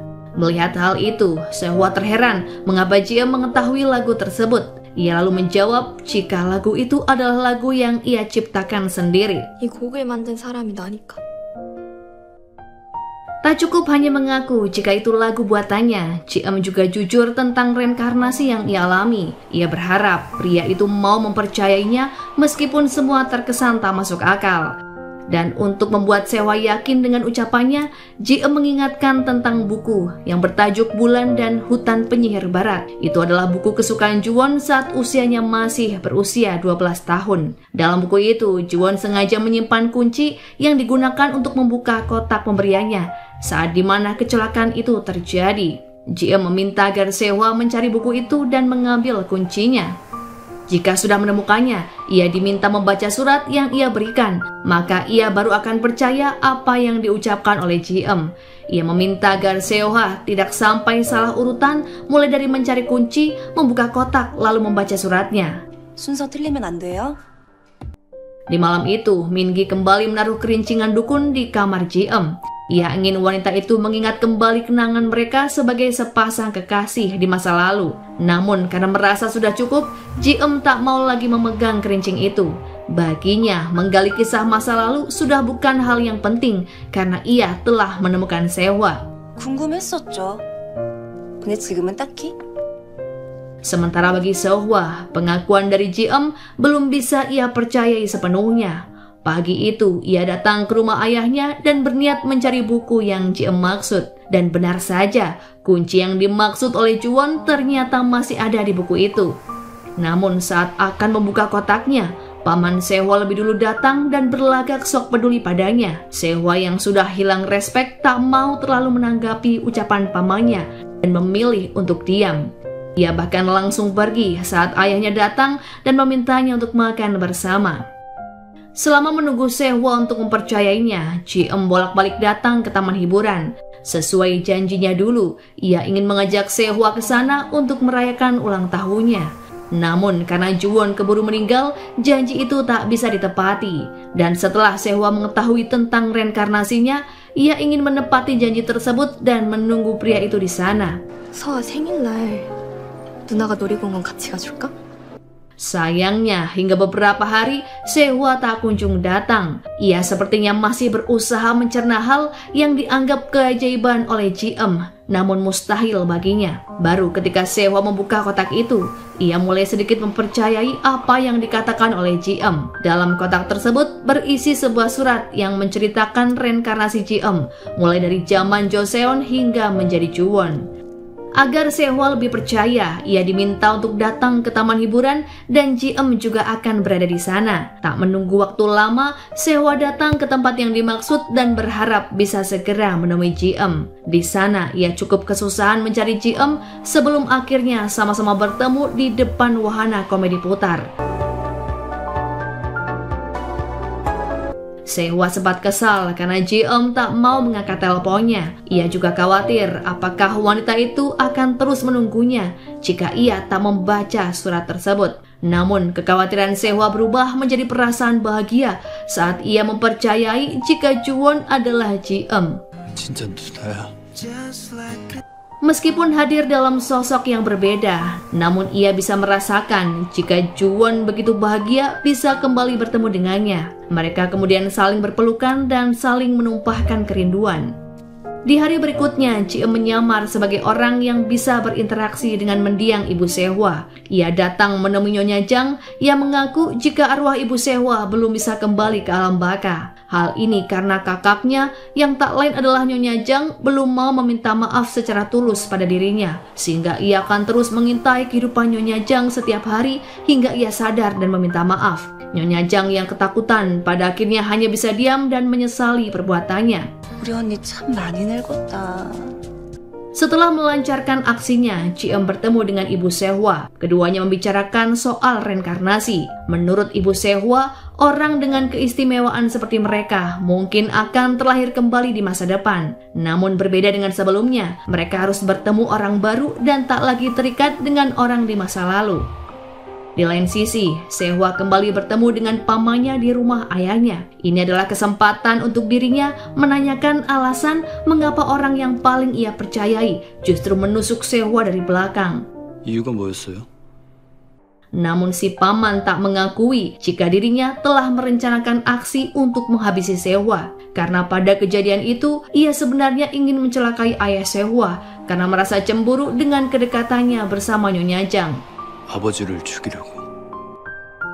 Mendengar hal tersebut, Sehwa meminta pamannya untuk segera menyerahkan diri karena selain terlibat dalam perencanaan pembunuhan, ia juga dalang di balik kematian Hong Sik. Untuk menebus semua kesalahannya, pria itu kemudian menyerahkan diri ke polisi atas skandal di tahun 98.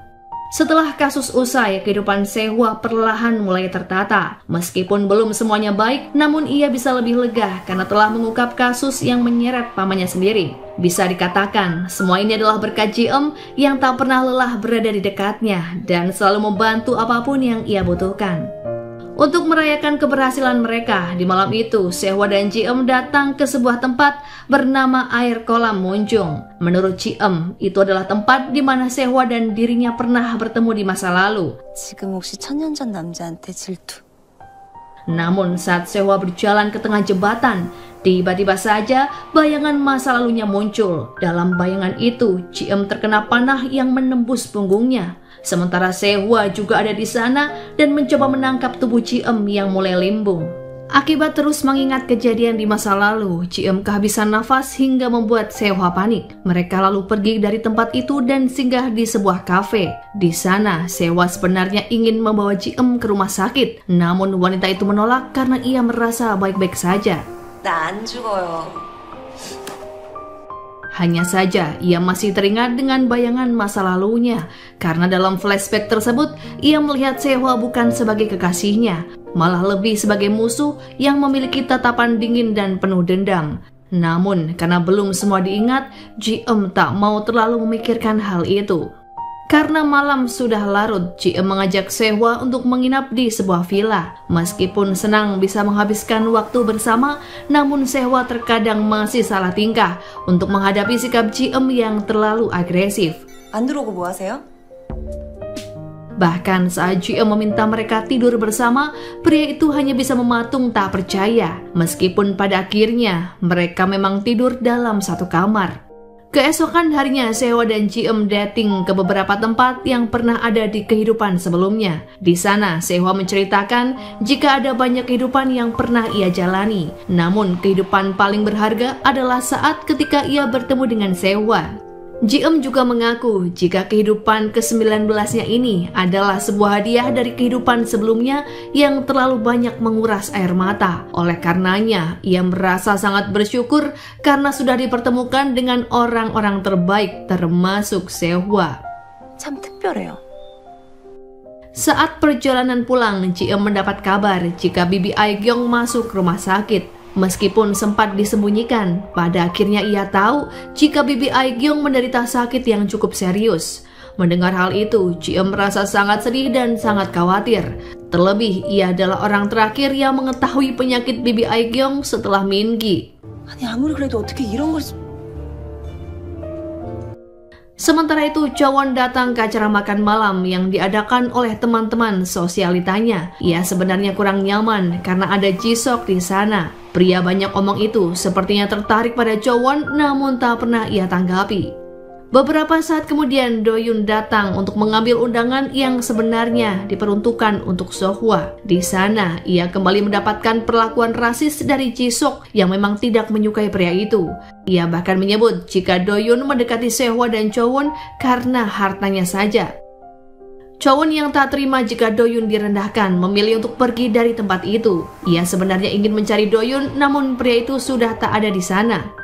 Dari sikap Ji-suk barusan, ia baru tersadar jika sikap Jo-yoon merasa insecure dengan jauhnya status keluarga mereka. Terlebih, teman-teman Jo-yoon sering menganggap jika Do-yoon mata duitan dan hanya memanfaatkan anak-anak orang kaya termasuk dirinya. Sementara itu, Sehwa kembali mendapatkan paket misterius dari orang yang tak dikenal. Dalam paket itu berisi banyak dokumen keuangan korupsi yang dilakukan oleh Nyonya Jang. Saat dikonfirmasi, Nyonya Jang masih bisa berdalih. Baginya, itu bukanlah sebuah kesalahan karena selama ini ia sudah sangat berjasa dalam mengelola hotel milik keluarga Sehwa. Namun saat Sehwa menunjukkan buku catatan milik mendiang ibunya, wanita itu diam tak berkutik karena di dalam buku itu terpampang jelas bukti kejahatan termasuk rekening tujuan Nyonya Jang untuk menyimpan uang hasil korupsinya. Puncaknya, hari itu juga Nyonya Jang resmi diberhentikan dari jabatannya sebagai direktur utama. Ia dipecat secara tidak hormat oleh ayah Sehwa dengan tuduhan korupsi dan penggelapan dana. Saat perjalanan pulang dari toko bunga, Sehwa tiba-tiba dipeluk oleh wanita yang merupakan reinkarnasi ibunya. Wanita itu juga memberikan gantungan kunci untuk Sehwa dan memintanya agar ia hidup bahagia. Ia lalu pergi tanpa menjelaskan apapun. Sementara Sehwanya terpaku dan merasa jika wanita itu mirip dengan ibunya. Sesuai dengan rencananya dengan Mingi, ibu Sehwa sepertinya ingin menghilang dari kehidupan putranya. Ia tak ingin hal buruk menimpa orang terkasihnya itu hanya karena keegoisannya. Kembali pada kondisi kesehatan Bibi Aikyong yang belum juga membaik, Ji-eum memutuskan untuk membawanya ke rumah sakit yang lebih besar. Sesuai diagnosis dokter, wanita itu mungkin akan menjalani operasi untuk mengangkat tumor di dadanya. Oleh karenanya, ia meminta agar Min-gi menutup sementara kedai dan pria itu terpaksa harus pindah ke kontrakan yang baru. Namun, alih-alih memberi semangat Ji-eum, ia malah berkelakar jika penyakit Bibi Aikyong tak akan bisa disembuhkan. Hal ini karena Ji-eum mengaku jika ia adalah reinkarnasi pamannya, sehingga mereka kembali berkaitan. Padahal hal itu sangat tidak disarankan karena akan membawa takdir buruk yang sebelumnya pernah dialami Bibi Aikyong, sehingga mau bagaimanapun ia berusaha, penyakit Bibi Aikyong tak akan bisa disembuhkan atau malah bisa menyebabkan nyawanya melayang. Menurut Min-gi, seharusnya Ji-eum tak pernah menemui Bibi Aikyong dan mengaku sebagai reinkarnasi pamannya. Jika perlu, ia malah harus menjauhi Bibi Aikyong dan tak pernah menampakkan diri di hadapan wanita itu. Karena terkesan sok tahu, Ji-eum justru salah paham hingga meninggikan suaranya kepada Min-gi. Padahal pria itu hanya ingin Ji-eum hidup dengan tenang dan tak membawa kenangan dari masa lalunya kepada kehidupannya saat ini. Dan satu-satunya jalan yang bisa dilakukan Ji-eum saat ini adalah mengingat kembali peristiwa di kehidupan pertamanya. Dengan demikian, ia kemungkinan bisa menyelamatkan nyawa Bibi Aikyong serta Jowon dan Sehwa. Dengan sangat terpaksa, Ji-eum memegang kembali kerincing itu untuk mengetahui kenangan tentang kehidupan pertamanya. Dalam kilas balik tersebut, ia melihat ada Jowon, Doyun, serta Sehwa. Sepertinya di kehidupan sebelumnya, Jowon dan Ji-eum tetap bersaudara. Dalam kilas balik itu, Ji-eum tak banyak menemukan hal berarti selain hanya aktivitasnya bersama sang adik. Namun saat kembali mengingatnya, tiba-tiba muncul bayangan di mana ia dan Jowon sedang melarikan diri karena dikejar seseorang. Setelahnya, Jowon dihabisi oleh orang tak dikenal dan tidak ada yang menolongnya. Ji-eum sudah berupaya untuk meminta bantuan kepada siapapun, termasuk Sehwa yang menghabisi adiknya. Namun pria itu sama sekali tak memperdulikannya hingga membuat Ji-eum terbakar amarah sampai ke dunia nyata. Ia bahkan seperti orang kesurupan dan mencekik leher Sehwa yang saat itu berada di sana. Dalam ingatan Ji-eum, ia dulunya adalah orang yang bekerja mewarnai kain secara tradisional. Ia memiliki seorang kakak bernama Seul yang kini bereinkarnasi sebagai Jowon, yang tak lain adalah adik dari Jowon. Suatu hari, Ji-eum mendapat pesanan simpul kerincing dari Tuan Chae-eun. Ia adalah reinkarnasi Min-gu yang sepertinya berprofesi sebagai seorang dukun. Tuan Chae-eun memiliki pengawal yang saat ini menjadi Sehwa dan Doyun. Keduanya adalah pengawal paling setia dan rela melakukan apa saja demi melindungi rajanya. Dalam kehidupan pertama Ji-eum tersebut, Doyun sepertinya menyimpan rasa kepada kakak Ji-eum. Namun mereka tak bisa saling mengungkapkannya. Sementara Jowon saat itu tengah mengalami sakit keras dan sepertinya tak bisa disembuhkan. Menurut kakeknya, Seul masih bisa sembuh jika Ji-eum mengambil kerincing milik Tuan Chae-eun dan diberikan untuk Istana Seorabyul. Nantinya, Istana Seorabyul akan memberikan obat yang akan ditukar dengan kerincing tersebut. Demi sang kakak, Ji-eum nekat mencuri kerincing itu meskipun pada akhirnya ia ketahuan oleh Tuan Cheon-un dan anak buahnya. Mereka menghadang Ji-eum untuk meminta kerincing itu kembali, namun Ji-eum terus menolak. Hingga entah karena apa, Seul justru dihabisi oleh salah satu pengawal Tuan Cheon-un yang sepertinya adalah Sehwa. Melihat kenangan itu, Ji-eum sangat kacau hingga tak sengaja ia mencekik Sehwa. Ia bahkan tak bisa mengendalikan dirinya meskipun Sehwa sudah meyakinkan jika dirinya bukan orang yang dimaksud oleh Ji-eum. Ji-eum yang kalap akhirnya sadar dan hanya bisa menangis kebingungan. Ia lalu meminta waktu untuk menenangkan diri. 네가 이런데 내가 어떻게 가? 부탁해요. Sementara itu, Min-gi mengajak Sehwa untuk bertemu dan mengakui jika dirinya juga mengalami hal yang sama dengan Ji-eum. Ia juga menceritakan tentang konsekuensi yang akan didapat Ji-eum jika ia terus mencari orang yang berkaitan dengan dirinya di masa lampau. Ia lalu meminta agar Sehwa mau membujuknya dan mencari kembali ingatan Ji-eum mengenai kehidupan pertamanya. Karena hal itu adalah satu-satunya jalan agar orang-orang termasuk Sehwa tak mendapat kebaikan dari apa yang dilakukan oleh Ji-eum. 반지음 씨가 평범해질 수 있도록. Sementara itu, skandal Nyonya Jang dan Paman Sehwa terus bergulir bak bola panas yang sedang menyerang MI Group. Hampir setiap hari, berita tentang skandal itu terus menjadi headline di media online Korea. Sehwa selaku anak dari petinggi MI Group tak lepas dari incaran wartawan terkait kasus yang menjerat paman serta ibu tirinya. Namun ia tak mau ambil pusing dan memilih untuk banyak diam. Siang itu, ia datang ke kantor sang ayah dengan mendapat sambutan dari banyak wartawan. Ia datang untuk membahas soal mengapa ayahnya menutup masalah pamannya. Petinggi MI Group itu berdalih jika apa yang ia lakukan adalah semata-mata untuk melindungi sang putra. Ia juga tak tinggal diam karena sudah meminta maaf pada Ibu Juwon dan Ibu Doyun. Namun mereka diminta untuk tetap tutup mulut hingga pada akhirnya Sehwa mengetahui sendiri fakta tersebut. Dan menurut Sehwa, tindakan sang ayah salah besar meskipun maksudnya ingin melindungi dirinya. 그건 틀린 거예요. Min-gu datang ke rumah sakit untuk menjenguk Bibi Aegyeong. Selain itu, ia juga ingin bertemu Ji-eum yang terlihat masih kesal dengan pria itu. Alasannya, karena dalam kehidupannya di masa lampau, Min-gu tega membiarkan kakak Ji-eum dihabisi oleh pengawalnya.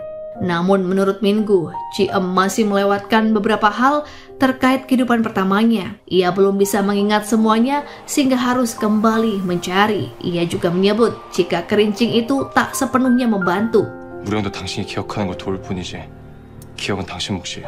Ingatan tentang kehidupan Ji-eum harus ia cari sendiri bagaimanapun caranya. Ia juga harus berkejaran dengan waktu mengingat kondisi Bibi Aegyeong yang semakin melemah.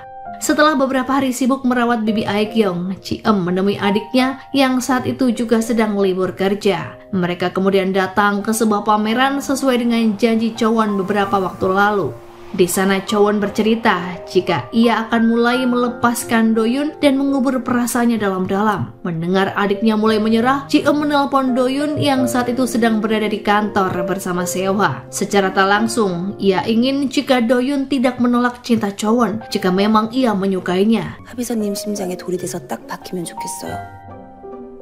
Selain itu, Ji-eum juga menanyakan soal kabar Sehwa. Ia sebenarnya merindukan pria itu, namun masih takut mengenai kejadian beberapa hari yang lalu. Namun Sehwa yang juga merindukan Ji-eum memaksa menemuinya di siang itu. Di sana, Ji-eum meminta maaf karena tempo hari hampir saja mencelakai Sehwa. Ji-eum juga menceritakan jika semua ingatannya belum sepenuhnya kembali, sehingga ia harus mencari dengan bantuan kerincing dukun milik Min-gu. Mendengar hal tersebut, Sehwa kemudian memintanya untuk memegang kembali kerincingan agar ingatannya kembali. Awalnya Ji-eum menolak karena ia takut kembali mencelakai Sehwa. Namun karena ini adalah satu-satunya cara, ia pun mengiyakan permintaan Sehwa. Dan setelah memegang kerincing tersebut, ingatan Ji-eum mulai kembali. Ia melihat dirinya tengah mencari Tuan Cheon-un dan berniat menghabisinya. Namun saat akan menghunuskan senjata, tiba-tiba Sehwa menghalangi hingga mengenai bagian dadanya. Sehwa mengingatkan agar Ji-eum tidak terbakar amarah karena itu hanya akan merugikan dirinya. Namun Ciem merasa jika ia melewatkan beberapa hal, ia kemudian kembali memegang kerincing itu dan kali ini dengan bantuan Sehwa. Dari sana, ia kembali mengingat dengan jelas jika sebenarnya orang yang menghabisi kakaknya bukanlah Sehwa, melainkan Tuan Cheon-un. Pria itu dengan tega menghabisi Seul karena dianggap telah menghalangi rencananya. 이미 꺼진 불씨다.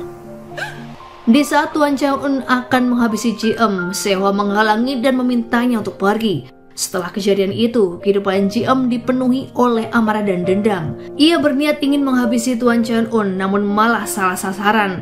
Dan saat akan menyerang Tuan Cheon-un, ia justru terkena panah pengawal.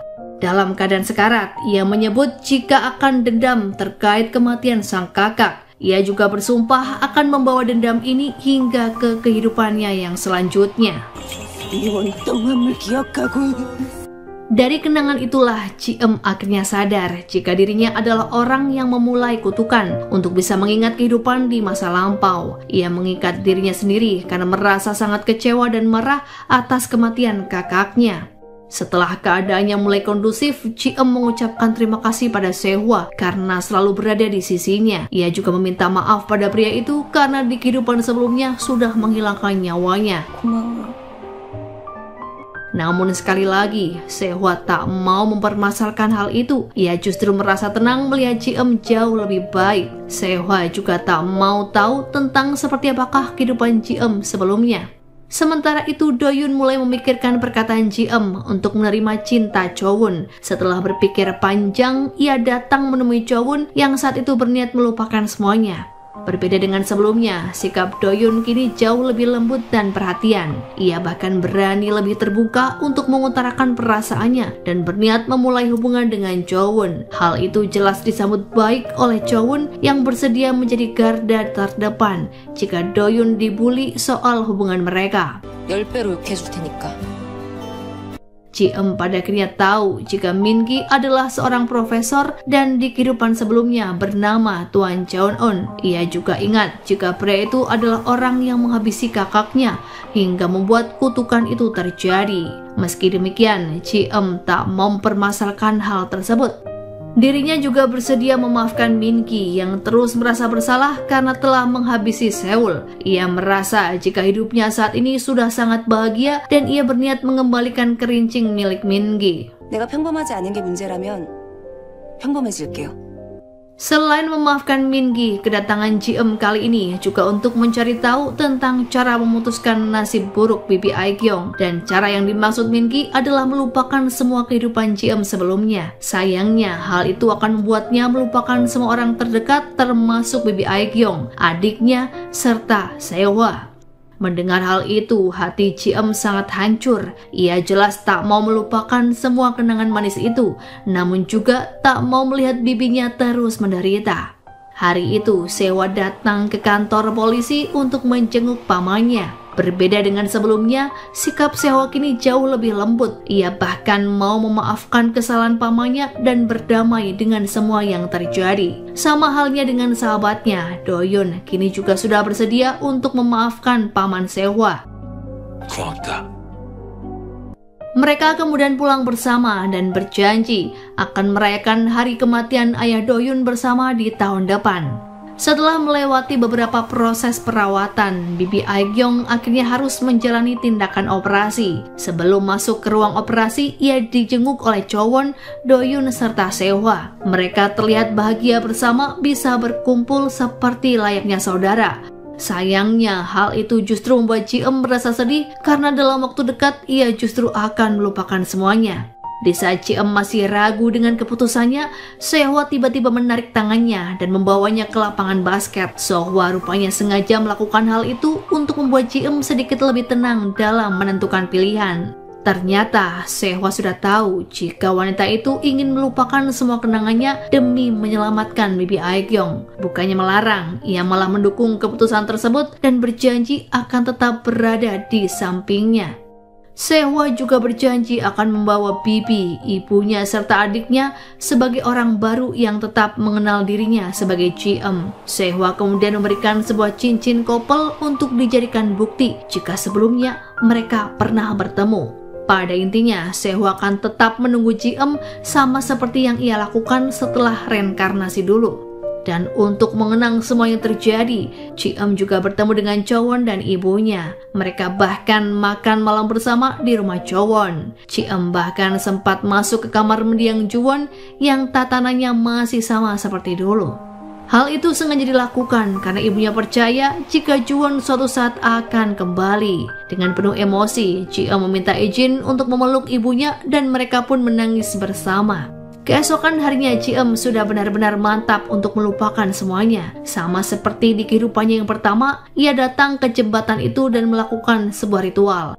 Dan benar saja, hanya dalam hitungan detik, ia benar-benar bisa melupakan apa yang ada di pikirannya, termasuk Sehwa, Chowon, serta ibunya. Setelah semua ingatan itu menghilang, Ji-eum menjalani kehidupannya seperti dulu. Ia kembali bekerja di tempat sebelumnya sebagai peneliti mobil di perusahaan milik Sehwa. Sementara Sehwa sendiri sedang dalam misi mendekati Ji-eum agar mereka bisa dekat kembali. Tak hanya Sehwa, Chowon juga melakukan hal yang sama. Ia mendekati Ji-eum sebagai orang asing namun berlagak sangat mengenal kakaknya. Mereka bahkan langsung akrab karena merasa memiliki selera yang sama. Chowon juga mengenalkan kedai milik Bibi Aegyeong sebagai salah satu resto kimchi terenak yang harus ia coba. Tanpa pikir panjang, Ji-eum langsung datang ke sana dan tanpa sengaja bertemu dengan Sehwa. Pria itu lantas memperkenalkan diri sebagai pemilik perusahaan MI Group dan terlihat sangat tertarik dengan Ji-eum. Sementara Bibi Aegyeong tetap menjadi pemilik kedai dengan sikapnya yang selalu ramah dan ceria. Di akhir episode, Sehwa datang menemui Ji-eum yang saat itu sedang melamun di dekat kolam renang. Ia mencoba membuka obrolan dan mengaku sudah pernah bertemu dengan Ji-eum sebelumnya. Dan seperti apa yang dilakukan Ji-eum dahulu, pria itu tiba-tiba menyatakan perasaannya. Ia juga menunjukkan sebuah cincin pasangan mereka sebagai bentuk keseriusan. Ji-eum yang cukup terkejut dengan sikap pria itu hanya bisa tersipu malu karena ia merasa jika dirinya memiliki perasaan yang sama. Dan film pun berakhir. 있을걸요?